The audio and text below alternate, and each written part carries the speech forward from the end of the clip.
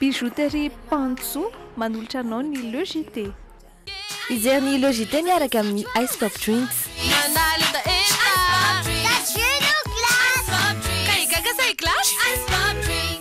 Anti-tache tsara be no ampiasaiko, manazava ny endriko sady manala tasy. Tendance Meuble, la qualité à petit prix, vous propose des meubles sur commande. Tendance Meuble, la qualité à petit prix, Valérie Vambandi, Villa Prado Antanmen. Sardine Annie, tsara tsiro, mora ampiasaina ary mora vidy. Ankafiziny sardine Annie, miaraka amin'ny Logité. Tena manadio be mihitsy. Manarany Logité miaraka amin'ny Extra Propre. Extra Propre, tompiny fahadiovagna. Pour tous vos projets de construction ou de rénovation, Socavitre, fabricant, poseur et spécialiste de pliage de tôle et bien d'autres. Efa misy eny ampivarotra ny vovo-dronoina amin'ny sachet. Top G, tena top. Pourquoi choisir un quand on peut en avoir deux? Ouais! Appréciez le JT avec Twin, la gaufrette nouvelle génération.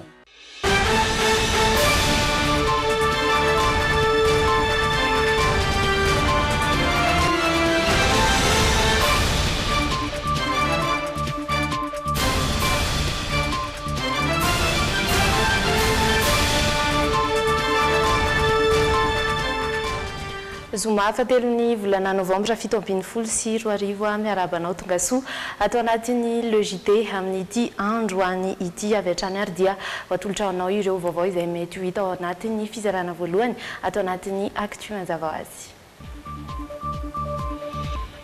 Nolavin'ireo tompon'andraikitra amin'ny sekoly katolika Jean 23 eny anaty azo isotry ny vaovao navoakan'ny ministeran'ny fanabeazam-pirenena izay nilaza fa pesta no nahafaty ilay mpianatra tao amin'ny sekoly. Efa miomana amin'ny fidirana amin'ny alatsinainy fahen'ny volana novambra ny akamaroan'ireo sekoly eto an-drenivohitra. Nandray fitenenana ho an'i Madagasikara nandritry ny fivoriam-ben'ny UNESCO ny ministry ny raharaham-bahiny Henri Rabaranjaka ny alakamisy teo.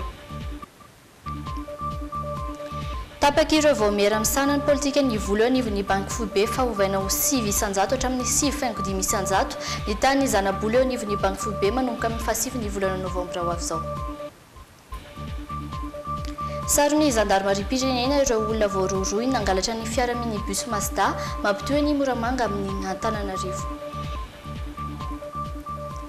Ankafaliana indray tompo-klasy tompo-vavy no hitsidiana ny tokantranonao amin'izao alina izao ary anasananao mpanajana anatraka ny Logité hatramin'ny farany. Arak'izany dia izay sy Rina Andriamalala no hanolotra ho anao ny vaovao an'ity androany ity ato anatin'ny fizarana voalohany mazava ho azy ihany koa fa ho avy eo ny fizarana faharoa izay arahako indray amin'ny Gottlieb ao anatin'ny masolavitra mivadika sy ireo zanam-pandarana maro samihafa izao aloha sika dia anaraka avy hatrany ny alahiny.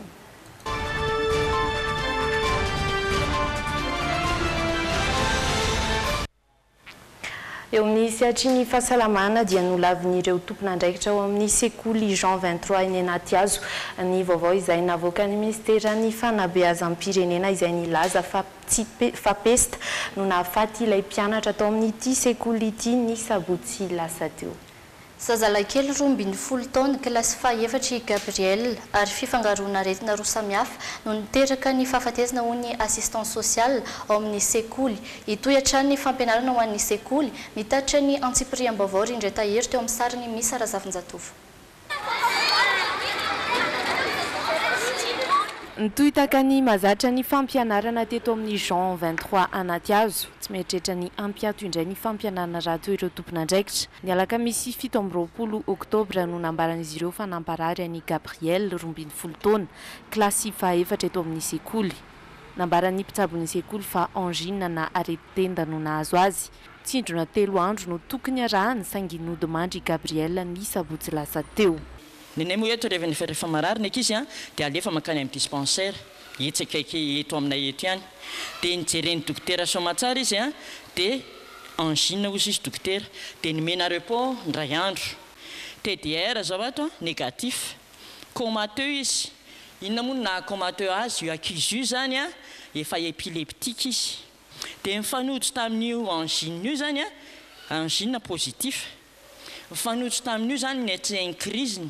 tsy mbola nisy tranga fanampy ahy mifandra amin'ny peste amin'ny klasy nisy ilay zazalana moiny ainy hoy hatrany ireo tompon'andraikitra ary toraka izany ihany koa ny teo anivon'ny fianakaviany tsy mazava tamin'izy ireo raha teo nivalin'ny fitiliana farany natao sy ny fomba nanoratan'ireo mpitsabo tao amin'ny hôpitalin'ny-jazakely tsara lalàna ny vokatra izany no ireo dia lavin'ny sekoly ny filazana fa peste no nahafaty any Gabriel dia efa mivoaka ny résultat hoe négatif dia maty le zaza rehefa maty le zaza dia niditra tany anatin'ny tany iray zany a ny mpiasan'ny hôpitaly dia mivoaka avany dia hoe positif le test amin'ny peste dia aiza koa misy vetivety eo dia mivaly hoe positif tapoko dia raha mandingintsika eto a ty zany ny taratasy avy tany amin'ny hôpitaly izay nisy azy a dia ohatra ny hafahafa ihany le tompon'andraikitra tato a maninona moa ny rovitina tahaka izao le carnet ny sorona ny anaran'ny olona zay tompon'andraikitra tamin'io any io nitapaka ny tampon io a nitapahany le tampon a sy ny anaran'ny olona nanao siny teo dia atreto aloha zany tsy misy mihitsy taratasy na avy any amin'ny ministère ny fanabeazana na avy any amin'ny ministère ny santé na avy any amin'ny ny fantatro izay tompon'andraikitra concerné ao anatin'izay fa peste ny mahazo an'io zaza io dia mazava ho azy angamba afaka mandaha aloha izay atreto fa tsy peste ny nahazo an'io zaza io efa nanamafy ny avy amin'ny ministera ny fahasalamana androany fa peste tokoa no niteraka ny fahafatesany ity mpianatra ity manoloana ny tranga dia tsy nanome toromarika manokana ho an'ny sekoly Jean 23 manoloana izany ny ministera ny fanabeazam-pirenena tsisy fanomezantsiny io a araka ny teneny ambony ombeny a samy tompon'andraikitra na ny ministera na ny eny anivon'ny sekoly tsy miankina rehetrarehetra izay moa zany a dia efa nandray ny andraikiny a ny aneo anivon'ny ministera fanabeazam-pirenena na ny eo anivon'ny ministera ny fahasalamana mba andraisana fepetra zany a ny anivon'ireo ankizy ireo a le ankizy miara-mianatra zany a dia efa nitsaboana moa zany a nomena fanafody daholo a mitoetra ny fampianarana ho an'ny sekoly efa ndroso tamin'ny fanondrana fanafody niaraka tamin'ny fanadiovan'izy ireo talohan'ny nisian'izao tranganampala ilo izao ny tompon'andraikitra voalohany efa nanan'izy ireo raha teo ireo fitaovana rehetra nomeny ministera isoroana ny valanaretina taoriany fidiran'ny sekoly katolika ny herinandro lasa teo ny fitsapahana maripana eo ampidirana no fantatra fa mbola tsy ho azon'izy ireo raha tsy amin'ny fahavalo ny volana novambra izao fa dia efa feno avokoa ny fepetra rehetra ahafahan'ireo mpianatra miverina an-dakilasy manomboka ny alatsinainy ho avy izao araka ny fanambarana izay nataon'ny ministera ny fanabeazam-pirenena ny fandahara-pampianarana fotsiny no niova hoy ny teo anivon'ny ministera ny fanabeazam-pirenena fa tsy misy miova kosa ny daty napetraka anatanterahana ireo fanadina-mpanjakana ny fotoam-pialatsasatry ny ankizy no ahena anatin'izay fandahara-pampianarana izay raha ny fanadihadiana nataony Miora Miarinjatovy sy Doda Rajarinjato manomboka miverina an-tsekoly avokoa ireo mpianatra manerana ny Madagasikara ny alatsinainy ho avy izao nambarany teo anivon'ny ministera ny fanabeazam-pirenena fa efa feno tanteraka ny fepetra ahafahan'ireo mpianatra miverina an-dakilasy efa misy mantsy ny fanofanana ireo mpampianatra amin'ny fandraisana andraikitra raha toka misy ny tranga mampiayay efa mitsangana eny anivon'ny sekoly nataontsika hoe comité de vigilance efa mitsangana eny anivon'ny sekoly ihany koa nataontsika hoe salle d'isolement ary efa nifanina ihany koa ny talia-tsekoly rehetra amin'ny tokony atao sy ny tsy tokony atao manoloana ny valanaretina peste tsika zany amin'izao dia efa misy fitaovana ihany koa napetraka eny anivon'ny salle d'isolement ny arifenitra zay napetraka na ny hoe ny protocole zay napetraka eny anivon'ny sekoly ihany efa manana an'izany daholo ny sekoly rehetra dia manaraka amin'ny antsaka sy andavany an'izany protocole zany zany hoe ina ny atao alohan'ny hidiran'ny mpianatra dia ina ny atao raha toka misy tranga mampiayay eo anivon'ny sekoly ary ina ny atao raha tena voamarina fa tena peste nazo ankizy anankiray ao anatin'ny sekoly fantatra androany kosa fa iova kely ny tety androm-pampianarana ho an'ireo ZAP sy Cisco voakasiky ny valanaretina fa ny fanadina-mpanjakana kosa dia tsy miova ny daty efa napetraka teny am-piandohana dia miova kely ny tety androm-pampianarana ho an'ireo ZAP sy ny Cisco izay voakasika ny valanaretina fa ny fanadina-mpanjakana kosa dia tsy miova ny daty fa dia lefa daty efa fantatsika noka tamin'ny voalohan'ny taom-pianarana ho fanohanana ny fidiran'ny mpianatra dia nanolotra ranom-panafody 3 litatra sy fitaovam-panondrahana ranom-panafody miisa 3 ny orinasa Startam Sandroany atoandro. Natao an'ireo sekoly eto Antananarivo izany ho fiarovana amin'ny mety mbola hiparitany peste. Ary dia naraisana fampitam-baovao ihany koa ny avy any amin'ny ministera ny fampianarana ambony sy ny fikarohana ara-tsiansa. Namidina aza ny tany valanaretina peste teto Madagasikara dia nandefa fampilazana ny avy eo anivon'ny ministera ny fampianarana ambony sy ny fikarohana ara-tsiansa fa mbola miato ny fampianarana any amin'ny anjerimanontolo rehetra na miankina na tsy miankina amin'ireo faritra efa nampilazana mandrapatonga ny toromarika vaovao. Faraky ny fanambarary dia iverina an-tsekoly amin'ny alatsinainy fahenina ny volana Novambra izao ireo mpianatra rehetra manerana ny nosy. Efa niomana amin'izay fidirana izay ireo sekoly izay notsidian'ny Pierdina Razafindramanana sy Kasambolamanana androany nisy tamin'izy ireo no nanadio ny lakilasy nandraraka fanafody ho an'ity androany ity. Io izay no niato ny fianarana teto Madagasikara noho ny valanaretina peste. Tsy nataon'ireo sekoly sasany ho fotoana very anefa izany. Ireo mpampianatra tao amin'ity sekoly iray ity izao dia niakatra foana nanomana ny fidiran'ny mpianatra amin'ny alatsinainy ho avy izao. Niezaka nanadio ny sekoly sy ny manodidina ihany koa izy ireo nandritra izay fotoana tsy nianarana izay. Ny trano aloha izao hatreto dia ny salle de classe rehetrarehetra efa nirarahana ranom-panafody intelo misesy ny vidy izay tamin'ny voalohany dia nanome ny tany amin'ny Cisco dia tonga koa ny fokotany nirarahana fanafody daholo ny salle de classe rehetra sy ny dépendance ny WC sy ny sisa. Ny akoatran'izay koa moa dia efa nanao fanadiovana ireo mpiandraikitra ny fanadiovana efa eto amin'ny sekoly nanala ny vovoka rehetrarehetra ny kitra izay takotakona rehetra atahorana isitrihan'ny voalavo.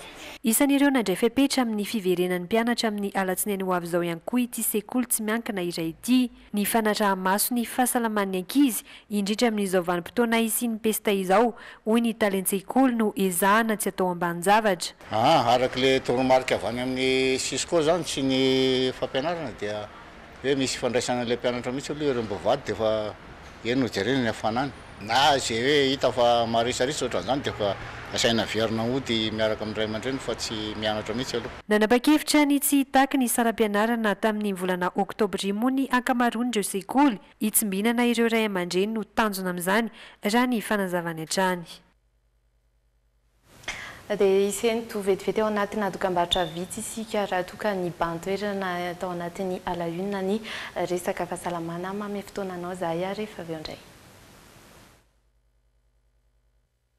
Mbola ato anatin'ny logite hatrany ianao amin'izao fotoana izao avy hatrany isika dia anaraka ireo vaovao samihafa ato anatin'ny actu.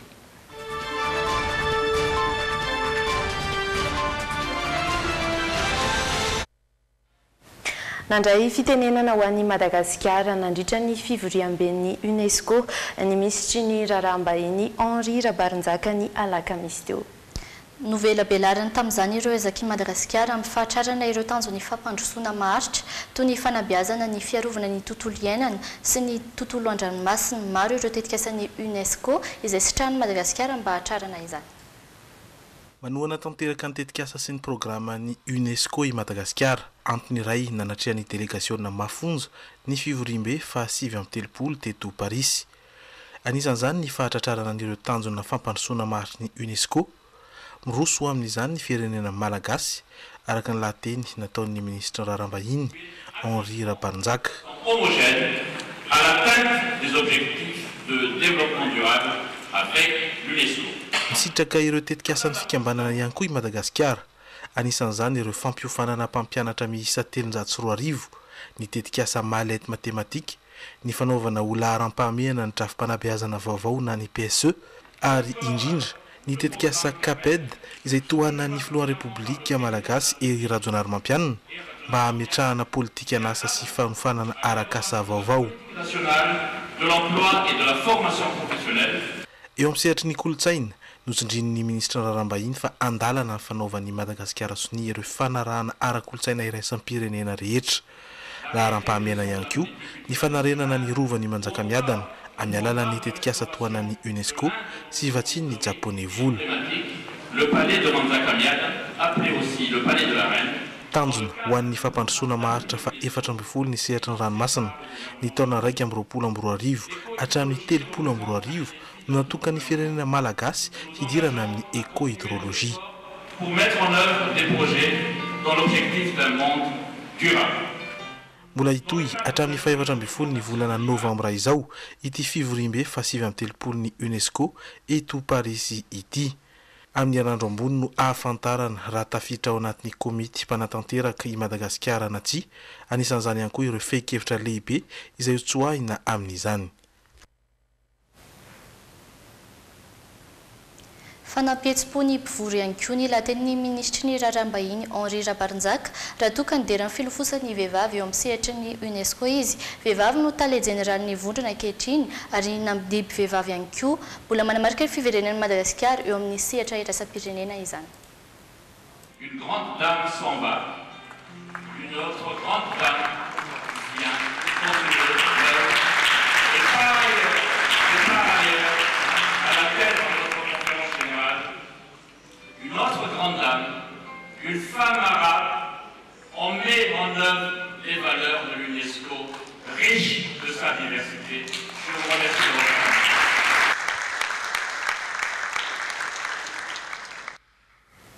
Fa lafim-baovao ahafantanteraka kosa indray tapak'ireo voamera amin'izany ny politika ny vola eo anivon'ny banky foibe fa ovaina ho 9 isanjato hatramin'ny 9,5 isanjato ny tany izanabola eo anivon'ny banky foibe manomboka ny fa 9 ny volana novambra izao. Antony maro no mahatonga izany eo ny fiakaran'ny vidin-javatra farany amin'ny tsena iraisam-pirenena eo ihany koa ny fiakaran'ny vidim-piainana mipaka amin'ny vahoaka tao anatin'izay enim-bolana izay teto amintsika miora miarin-jato sy doda ranjaranjato no mitatra ny vaovao. Mba ahafahana mampifandanja ny fivezivezen'ny vola eto Madagasikara dia nanapa-kevitra ireto voamera amin'ny sahan'ny politika ny vola eo anivon'ny banky foibe ireto fa ampiakarina ny tany zanabola. Tany zanabola eo anivon'ny banky foibe izay lasa 9 isanjato hatramin'ny 9,5 isanjato manomboka ny 9 novambra ho avy izao. Antony maro no nitarika izany fampiakarana izany. Mazatra antsika misy apahany efatra foana na 10 rahantsika voalohany indrindra ampiakarana vidim-piainana taux d'inflation zany. Raha nijerena zany taux d'inflation tamin'ny taona 7 dia ambony no tamin'ny taona 7 raha ny farany volana aogositra zao tsika votoana zao dia any amin'ny 9,2 isanjato ny fiakaran'ny vidim-piainana zany raha ohatra izy tamin'ny herintaona tany amin'ny 7 isanjato tany hoany amin'ny periody ihany. Nanazavany antony mahatonga ny fiakarana sy ny fidinan'ny sandam-bola malagasy ihany koa ny gouverneur androany. Ny vidiny lavanila raha nambarany no isan'ny mampiovaova io sandam-bola io. Ny recette na vanille zao sur les 9 premiers mois 456 millions de dollars. Tamin'ny herintaontsika 180 millions de dollars. Zany avo tapany eny zany ny vanille dia ny fahatongavandreo be dia be zany na tonga an'ilay hoe mihatsara amin'ny ankapobeny moa zany io tena facteur lehibe indrindra mihatsara ny taux de change teo amin'ny midi. Fanampin'izay ho jeren'ny banky foibe koa ireo banky tsotra mampiena ny tany zanabola alain'izy ireo. Ifanaraka amin'ny fidinan'ny tany zanabola ao amin'ny banky foibe ferany ho 13 isanjato kosa ny tany tahirina vola vahiny eo anivon'ny banky raha ny fanapa-kevitry ny banky foibe hatrany. Eo amin'ny tontolon'ny serasera izay mahakasika indrindra ireo tambazotra ampifandraisana eto amintsika. Mitaraina hatramy manoloana ny tolotra omen'ireo tambazotra ampifandraisana ny mpanjifa isarak'izany ny fampiofanana ireo mpisehatra eo amin'ny tambazotra ampifandraisana mandritry ny efatrandro tanjona raha araka-ty vaovao nangon'ny Pierzina Razafindriamanana sy Kasambolamanina ity ny anatsarana ny kalitao omenan'ny mpanjifa. Fa na tsy hita tampoka ny tsy fahatomombanan'ny antso ireo matetika no mampitaraina ny mpanjifa amin'ny tambazotra ampifandraisana eto amintsika. Ankoatr'izay tsy mitovy ihany koa ny tolotra omen'izy ireo tokony hanaraka ny fenitra iraisam-pirenena nefa izany hoy ny iraky ny fikambanana iraisam-pirenena momba ny fifandraisan-davitra tonga eto Madagasikara. Amin'izay zany ao anatin'izany ohatra hoe ny qualité ny téléphone hoe rehefa miantso anao tena tonga any amin'le olona antsona ave mandefa SMS ianao tonga daholo ve ny SMS alefanao mandefa mivola reny ianao afaka 4 minitra voaray le vola alefanao avy eo misy indray zao fa mandeha moa ty internet ty amin'ny internet koa toraka izany hoe rehefa manao connexion anao tena mandeha arak'ilay vitesy ilainao ve le izy avy eo misy indray koa rehefa le hoe mividy ianao zany offre amin'ny opérateur ohatra hoe tokony mahazo zao giga le zavatra vidinao azonao tsara ve le izy azonao daholo ve le offre omen'ny opérateur ary afapo ve ianao amin'le izy de reny rehetrareny zany misy efa fanao eran-tany de mba apetraka eto amintsika koa le izy. Ho fanatsarana ny tolotra omenan'ny mpanjifa dia anaraka fampiofanana eny amin'ny Artek Ivandry mandritra ny 4 andro ireo tambazotra mpifandraisana lehibe eto Madagasikara. Andray fepetra ny fikambanana iraisam-pirenena momba ny fifandraisan-davitra aorian'izao raha misy tsy fanarahan-dalàna ataon'ireo tambazotra mpifandraisana ireo. Fa niakatra fampanoavana androany ireo olona efatra voaroroy tamin'ny fahaverezana fiara minibus Mazda izay mampitohy an'Antananarivo amin'ny Moramanga. Vehivavy iray sy lehilahy telo no tompony antoka tamin'izany teny Ambodiny Sotro no nahatrarana ilay vehivavy ary tsy farany no nanoro ireo namany tany Anjozorobe. Ny 10 Oktobra 17:20 maraina nisy vehivavy iray nilaza fa mitady fiara hofaina ary nanantona mpamilina fiara minibus Mazda manao zotra mampitohy any Moramanga an'Antananarivo. Rehefa noreseny lahatra teo ilay mpamily dia raikitra ny fifanarahana saingy nilaza ilay ramatoa fa mbola misy namany hafa misotrosotro sy lavitra eo ka tokony ho alaina. Nomeny ranom-boankazo misy fampatoriana ilay mpamily avy eo ka tsy natsiaro tena ary naterin'izy ireo tamina hotely iray dia lasa ny fiara. Ny ampisiny fotoana io kosa no naharay fitoriana momba ny fahaverezan'ilay fiara minibus Mazda ny eo anivon'ny polisy Tsaralalàna. Rehefa nataony fikarohana dia voasambotry ny SUT na ny Sûreté urbaine de Tananarive teny Ambodiny Sotro sy tany Anjozorobe ilay ramatoa sy ireo lehilahy telo hafa namany. Tamin'ny alalan'ny angom-baovao voarain'ny polisy ihany koa no nahalalàna fa any amina tanàna iray any Anjozorobe no misy ilay fiara. Androany kosa no natolotra ny fampanoavana izy efatra. Ary dia ho an'ny Mahajanga indray kosa isika ato anatin'ity vaovao manaraka ity. Miroso amin'ny tetikasa fampandrosoana ny tanàna ny ao amin'ny kominy Mahajanga amin'izao fotoana izao, lalana roa no amboarina ary vola avy amin'ny etra alohan'ny vahoaka ihany no anatanterahana izany raha ny fanadihadiana. Ny fanamboarana ireto lalana roa eto amin'ny Fokotany Ambalavato sy Morafeno ireto no tamberina ndraikitra voalohany nataon'ny ben'ny tanàna mivantana ho an'ny mponiny Mahajanga. Vola madiodio ny commune Mantso no nanamboarana azy. Vola azo avy amin'ireo etra alohan'ny vahoakan'ny Mahajanga. Mitety-bidy 770 tapitrisa ariary no anatanterahana ny tetikasa rehetra. Vola ampany amin'ny etra nampidirin'ny commune tao anatin'ireo taona. Samy mirefy 300 metatra avy ireo lalana roa ireo. Ny iray mianga avy eto amin'ny Makilok ary ny iray miala avetsy amin'ny Azobe 150 maladi eo Morafeno izay samy mivoaka eny amin'ny lalam-baovao eny Ambalavola avokoa. Tosa androany tokoa moa zany ny fametrahana ny vato-fehizoro ny fanamboarantsika ny lalana Makilok sy Morafeno ary isora manokana ny entreprise femme izay nahazo an'izay asa izay. Asa io moa zany fantatsika fa lalana anankiroa no amboarintsika. Ny faniriana dia hoe Santampambavarana ihany fa mbola ho avy ny ho an'ny Fokotany sasany elona daholo fangatantsika fokon'olona fa ny Makilok sy Morafeno zany dia eo amin'ny 300 metatra eo no halavan'ireo lalana anankiroa ireo samy 300 metatra ary eo amin'ny 178 millions d'ariary eo no vola ho avoakan'ny commune zany ho fanatanterahana an'ireo asa anankiroa.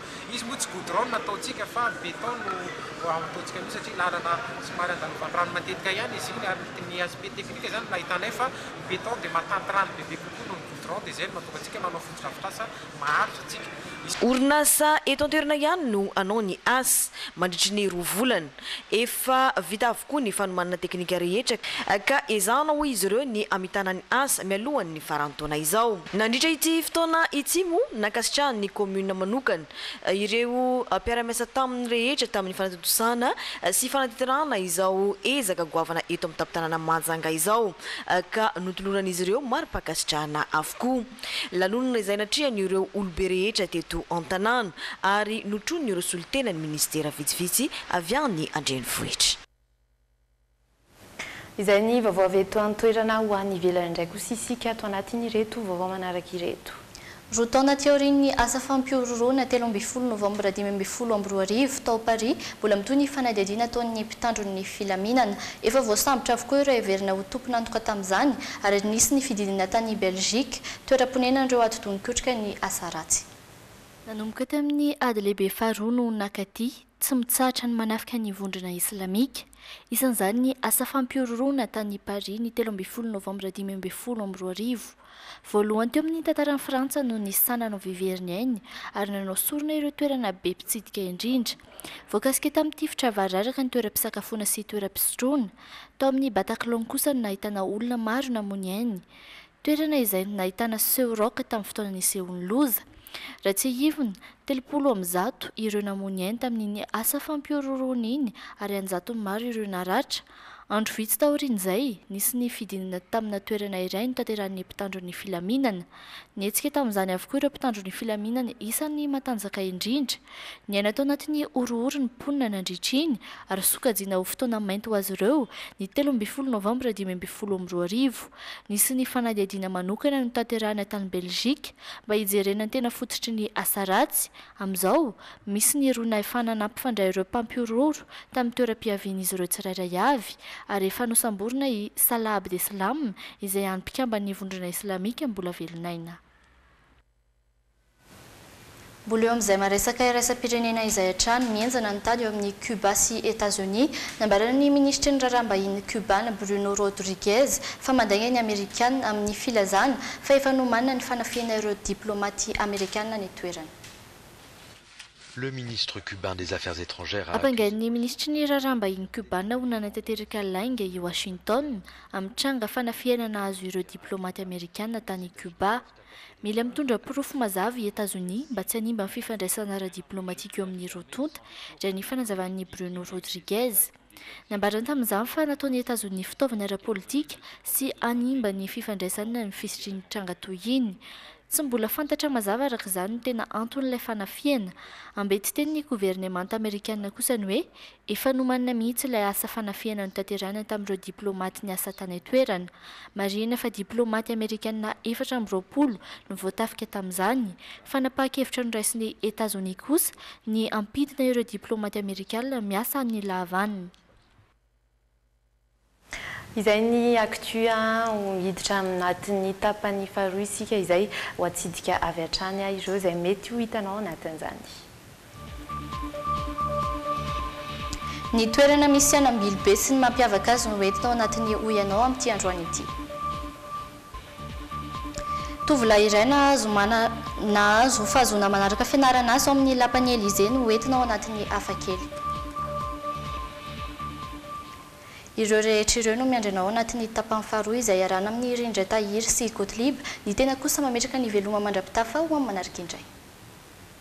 Astoko vavy manasantsika anaraka ny tapany faharoa amin'ity le JT ity hitantsika amin'izao fa dia i Rindra Tahiry no vahiny hoentin'ny Gottlieb. Question management, communication, droit, commerce, marketing, paramètres, na fa ihany ny prime. Manolotra ho anao.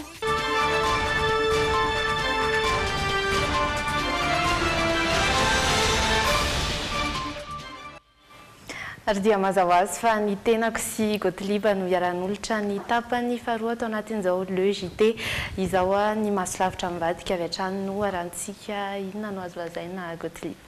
Zay nahatonga ny tiana atao eto ohatr'izao zany aloha tamin'ny voalohany satria le zavatra hoentiny eto dia hoe inona moa ny atao hoe collectionnite. Dia raha le ohatran'le pôzy aloha zany dia matetika moa fantatritsika fa ny espion no ohatran'izao ny pôziny zany. Dia rehefa misy olona mieritreritra fa misy espion naiza naiza dia ireny le atao hoe syndrome de l'espionnite.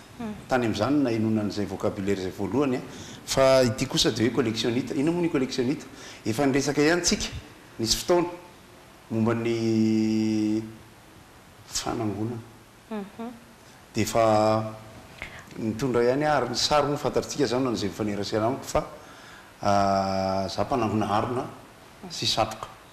mety hoe hoazavain'ny Gottlieb angamba ny mahakasika an'izay hoe collectionniste sy mety mampiavaka azy amin'ny hoe collectionneur izay satria mety maro no mampifangaro amin'ireo teny ireo. Na le teny ary aloha zany ataontsika hoe néologisme ny fitenina hoe teny vaovao le hoe collectionniste.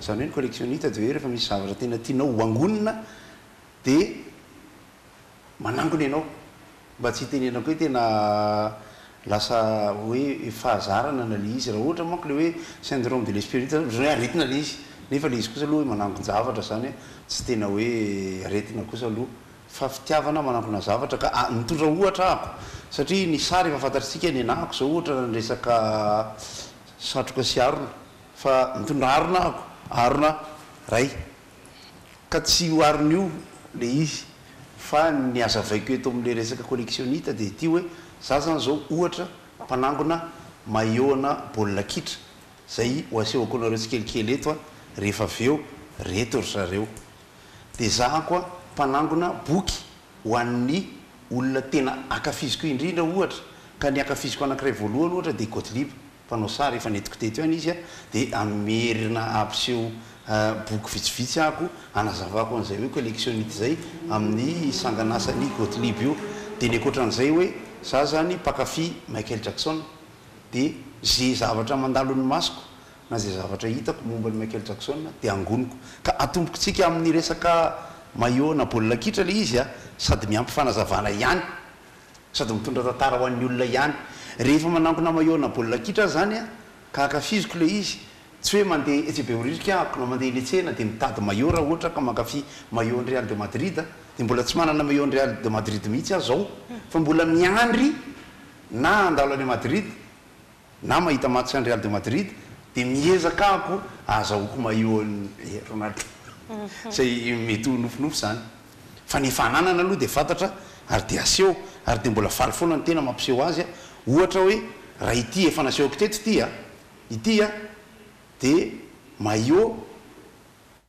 any fanevima mihitsy zay nanaovan'ny baolina niona tamin'ny FC Tour dia tamin'izay fotoana izay tsy nahafaty baolina moa izy ary dia efa nifanafarana mihitsy hoe rehefa vita ny baolina anao mba mankaty anao fa za tonga mijery aty satria mora fanevima moa zany rehefa manao cabaret any dia izy mijery dia rehefa manao baolina izy dia za mijery dia avy nanaovana izy ity ary mbola tsy nisasana ny collectionniste zany mila authenticité kely mila hoe tsy hoe mila dia zay hita dia ohatran'izay ity indray misy tantarany ihany ty any Fontaine zay mpilalao ao amin'ny Clermont Foot zany hoe ity maillot ty dia nanaovany ty banque ty dia tamin'ny fifaninanana Coupe de France dia nicontre tamin'ny Paris Saint-Germain zareo dia nitakla ny Zlatan ty banque ty dia ity maillot ty azo mifaneva dia mifanevana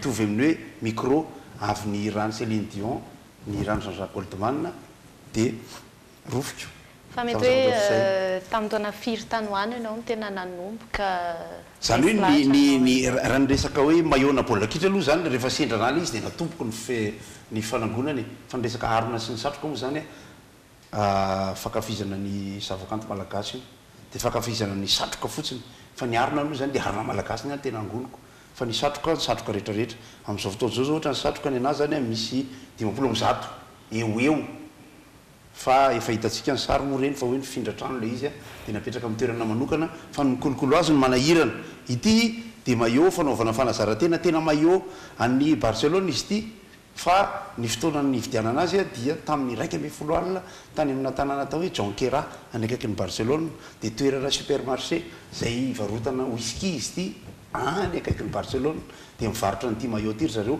maillot ho an'ny olona zay mandalo tsy afaka mahita baolina ao amin'ny kianja zany hoe efa tany akaikikaiky tany zany fa ity raha mijery anao etsetseny etsy dia mahita dia mbola misy mazava ho azy ny maillot nomeny ny olona araka le lazaiko teo raha ity maillot ty zao dia maillot ny Saint-Michel fa tsy maillot any Saint-Michel nylaiky teny ampanao baolina ty fa ny olona nanome anazy ty dia Augustin Baovola izay fantatritsika fa mpilalao baolina ny Saint-Michel teo aloha dia misy ny maillot ny Paris Saint-Germain vadika ty zalahy fa atsika moa maso lavitra mivadika zany dia mivadika le maillot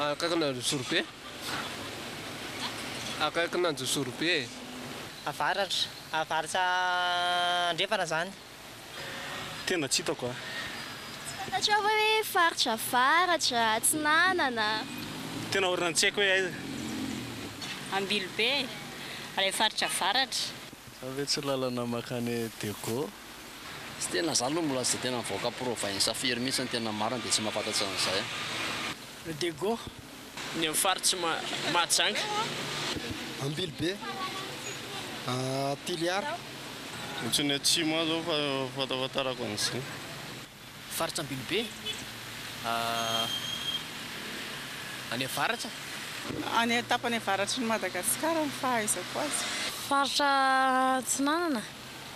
Dia fantatra hoe inona ny zavatra mampalaza anazy? Ie, fantatra. Fitoerana ohatry ny hoe fitoerana fanahy izy io, raha ny fahalalako azy. Ohatry ny hoe fitoerana fanahy eto Madagasikara. Ambilobe zany zao mbola toerana mbola tsy hitako mihitsy fa iainako fotsiny izy fa mbola tsy hitako. Any Tekoko, fa mantenena avaratra ianao zany dia makany Ambilobe. Ny faritra lalana Ambondromamy teo anao mivily Metsinanana dia mahazo ana an'iny izy Mampikony dia be an'iny ty tanàna anankiray Mampikony a dia iny teleo avaratra Mampikony dia Antsohy dia tsorika anao dia lasa makany. Dia inona zao ny zavatra fantatra amin'izao hoe mampalaza ny any? Mampalaza aloha zao dia ny fambolena any amin'ny faritra Atsinanana amin'ny Mahajanga. Fambolem-bary aty Bealalana. Ary any amin'ny faritra avaratra dia ny vanila sy ny jorofo, ny kakao koa toa misy azy. Mampalaza azy? Le ohatra ny faratsily lalana zao no nienikemiko Ambilobe ohatra ny ratsaratsa lalana zay ny resaka. Ny labany, vanille, café, jirofo. Ny afantarako ny Ambilobe zao dia ina moa zany? Misy mpanao siramamy any, misy mpanao toaka koa any. Fandevenana ny Safy Albert, say? Izay fa za koa tsy dia mahafantafatatra firy. Tena tsy fantako. Tsy fantatra hoe inona ny zavatra nalaza teto Madagasikara tato ato? Ny pesta. Ka za tsy boka fahatany fa Ambilobe fotsiny zany isan'ny izina fanaovana siramamy sy ny an'ireny fa tsy mandeha tsony. Sa hoe? Zay zao no nampalaza azy resaka arabohatra ny tenenareo sa resaka manahona? Sa resaka hoe mampalaza an'ilay Ambilobe fotsiny? Mampalaza azy amin'ny ankapobeny mihitsy. Tena tsy fantatro loatra ny mampalaza azy. Za eto ny hevitavy za tsy dia mivoakavoaka matetika izay ny tsy fantako amin'ilay izy. Raha ny fahafantarako azy aloha anao malaza hoe fanamboarana toaka gasy. Mampalaza ny Ambilobe zao misy amin'ny filoham-pirenena teo aloko. Misy anazy ahoana? Misy tanjaza zany. Tsy mampalaza azy ve zany hoe te avy any filoham-pirenena le maty iny? Toerana landevenana ny professeur Safy Albert zany. Ie, nisy ny nalala samy teny izay efa fantarany any Ambilobe ireo sendra ny ho ianao tamin'ity androany ity avy any amin'ny faritra avaratra nosy any no misy an'izay Ambilobe izay ho rahantsika aloha ny fanampanazavana bebe kokoa mety anampy mikasika ity tanàna ity. Ambilobe, commune any amin'ny faritany Diego Suarez, faritry Diana, any amin'ny faritra avaratry ny nosy no misy azy. Manana ny kolotsaina mampiavaka azy Ambilobe.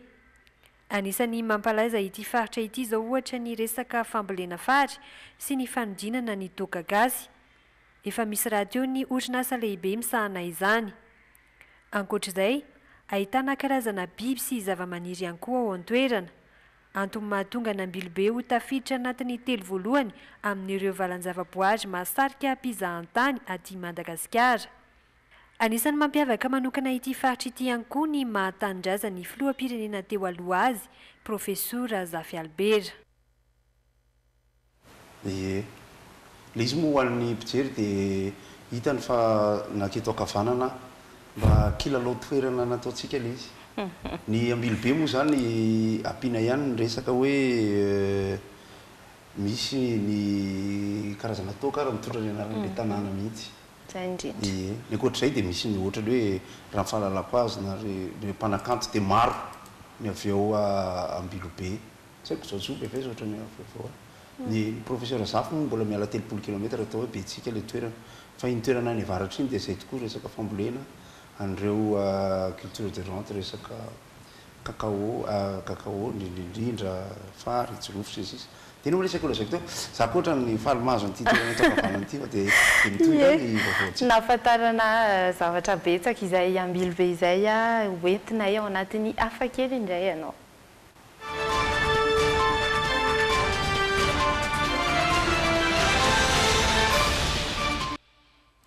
Ny hafakely amin'ity androany ity dia tovolahy iray izay nahazo afaka nanaraka fianarana asa atao amin'ny lapan'ny Élysée izay no entinao anatin'ny insolite ary dia faliana tanteraka no ny ainany izay fotoana izay ary mbola tsy mino izy hatramin'izao raha ny fanadihadiana natao taminy.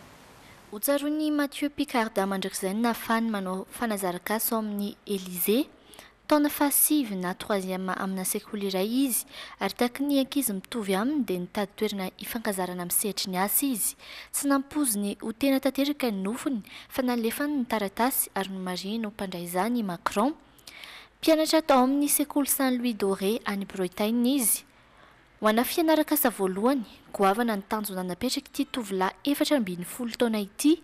Raha ny fanazavana dia anisany naharesy lahatra azy andefa fangatana ny lahateny nataon'i Macron tamin'ny volana Jona lasa teo. Noho izany, niteny tamin'ireny izy fa andefa fangatana fianarakasa ao amin'ny Élysée, aterana ny azy mianaka fa vetivety dia nivaly ny fangatany. Raha ny fanazavana hatrany dia tsy mbola tena nino izy hatramin'izao. Andrasana kosa ny fiverenany an-tsekoly ahafahany mahafantatra ny vokatry ny fanazarakasa nataony tao amin'ny Élysée. Finaritra zany ary dia mampirisika an'ireo ankizy rehetra classe de 3e zany hanoratra dia irariana izay ny mahakasika ny hafakely indraimbava eo amin'ny tontolon'ny kolontsaina izay tsara marina fa mbola manjombona tanteraka amin'izao fotoana izao raha ny vaovao ary dia rapitso maraina amin'ny 9:30 ny nofo mangatsika ny rue du Réave no hiala ao amin'ny tranopokon'olona Analakely ary dia hoentina avy hatrany amin'ny fiaramanidina any an-tanindrazany any Tuléar. Dia mbola miraro soa ihany moa izay moa izay nandalo teny zany dia ontsa tokoa ao anatin'ny tontolon'ny zavakanto amin'ny ankapobeny mihitsy ary amin'ny tontolon'ny dia indrindrindrindra satria raha ohatra ka miresaka ditsika eto Madagasikara dia miombokevitra amiko angamba ny mpanakanto sy ny mpijery raha saina manonona hoe iza ny mpandihy chorégraphe miasa mafy ary hita foana efa ela Rudy anisan'izay ary dia ao koa moa i Luc izay rahalany dia mbola misy endrareo Marmenada izy Angelo Angela zay ao anatin'ny tontolon'ny dia foana zareo dia mbola makahery ny fianakaviana ary dia mampiorina tontolon'ny mpanakanto. Efa eto ihany koa ireo boky izay le izy moa aseho satria araka izany tena mba faniriko mihitsy misy fotoana moa zany hanao fampirantiana tsy varotra fa fampirantiana dia ohatra hoe za zao rehefa tena makafy Michael Jackson dia zay sen-draha ka momba Michael Jackson indrindrindrindra fa ny atao hoe édition spéciale fa raha ohatra raha misy hoe revue ka misy ny Michael Jackson dia ataoko izay azahoana azy tamin'ny fotoana nahafaty ny Michael Jackson dia toy izao ny zavatra nazo aho izay vola rehetra nisy taty amiko dia nividianako zavatra tamin'ny toerana misy FNAC moa zany tany ivelany tamin'ny nahafatesany dia tao amin'ny FNAC namoaka karazana édition spéciale zareo boky DVD sy ny sisa fa reto ny hitako moa zany ty ny anankiray revue SFX zay mampiseho ny sariny tournage-na clip zay nataony dia ity ny anankiray hoe Michael Jackson une vie de légende izy ity koa karazana famoahana manokana ka atony ty zao miboky hitako ohatr'izao ny atevina anisan'ny tena misy ny sary tena betsaka indrindra ary misy betsaka tsy ary hitako eto ihany koa moa zany dia mame courage ny zandrikely ao amin'ny Jackson Boys zay amporisihana antsika ihany koa fa dia mitrambokolona Analakely amin'ny herin'ny sabotsy satria amiko ny diany Michael Jackson dia tokony ho tafiditra ho ao anatin'ny patrimoine mondial amin'ny resaka zavakanto dia akoatran'izay moa fantatritsika izay fantatra ny mpakafy fa izy no anisany atao hoe iconeko amin'ny resaka hira dia itony zao édition spéciale ny resaka fa 40 taonany nahafatesany Mike Brandt zany dia angonina fa ny ao anatiny misy sary isan-karazany izay mahafinaritra foana no mijery an'ilay izy itony moa zao ny namako ohatra ao anatin'ny orchestre Beauté Compagnie na ao anatin'ny tarikako zany dia misy fotoana tena hoentiko ilay izy dia asaiko mijery satria nahoana culture ilaina ao anatin'ny filomana ao anatin'ny zavakanto ary dia ireto ny asehoko farany ny fanangonana ny édition spéciale ny bande dessinée zay sary nataony Marcel Gottlieb ty zao inédit ty ho an'le tena le piondana Marcel Gottlieb zany dia ato tena misy sary nataony nandritra izy mbola velona fa maty izy vao navoaka reto dia misy planche ato misy planche originale misy sisa ho an'ny mpakafy moa zany dia anisan'ny tena ankafizina dia tehirizina ohatra ny anakadriamaso izany rehetra izany. Ie, tsara ny fifampizarana ary azony olona tonga manantona anao raha toka hoe tsy maninona ny fifampifandraisana satria ilaina zaraina koa ny zavatra ohatran'ny tony fa ny manahirana nay sy ny olona rehetra izay collectionneur na tratran'ny collectionnite amin'ny resaka boky dia ny fitandremana mafy tokony apetraka satria fantatritsika mitsidika ny musée ny LMS zao tany Norvège dia mampiditra grand re tompoko hijery ny boky dia idina ny trano tsy misy courant d'air dia mandeha miala lavidavitra ny olona dia sokafana ny boky dia mitazan-davitra ohatrao satria zay fa nytony moa tsy hoe andeha tsokasiana akory fa matetika dia sarotiny ny tompony ary ny olona mindrana koa indraindray tsy dia mitandrina loatra. Mazava izay hidirantsika avy hatrany ny mety ho toetry ny andro ho an'ny rampitso sabotsy.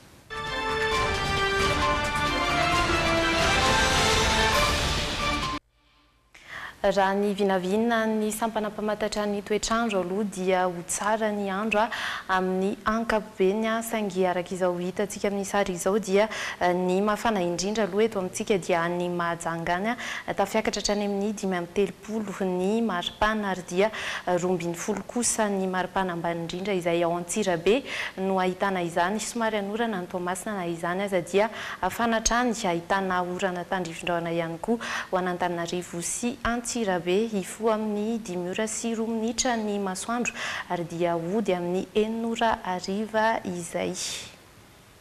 Ie.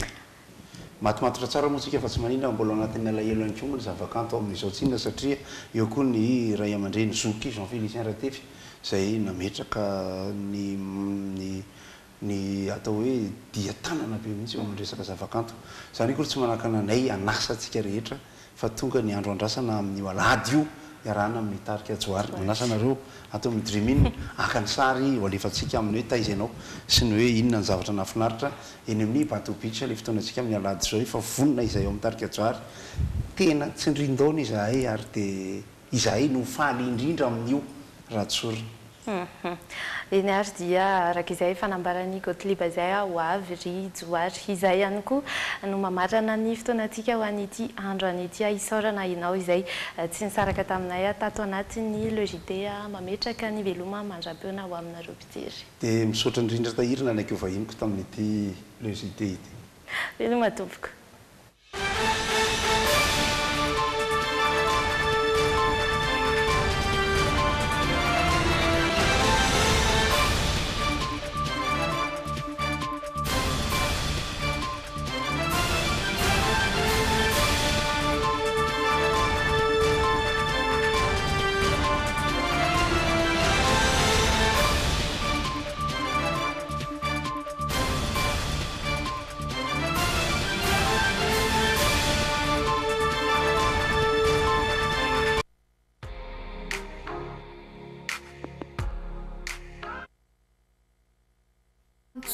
Le JT. Pourquoi choisir un quand on peut en avoir deux? Ouais! Appréciez le JT avec Twin, la gaufrette nouvelle génération. Tendance Meuble, la qualité à petit prix, vous propose des meubles sur commande. Tendance Meuble, la qualité à petit prix, Valérie Vambandi, Villa Prado Antanmen. Anti-tache tsara be no ampiasaiko, manazava ny endriko sady manala tasy. Efa misy eny ampivarotra ny vovo-dronono amin'ny sachet. Top le tena top. Sardine Annie, tsara tsiro, mora ampiasaina ary mora vidy. Ankafiziny sardine Annie miaraka amin'ny Le JT. Tena manadio be mihitsy. Manarany Le JT miaraka amin'ny extra propre. Extra propre, tompiny fahadiovagna.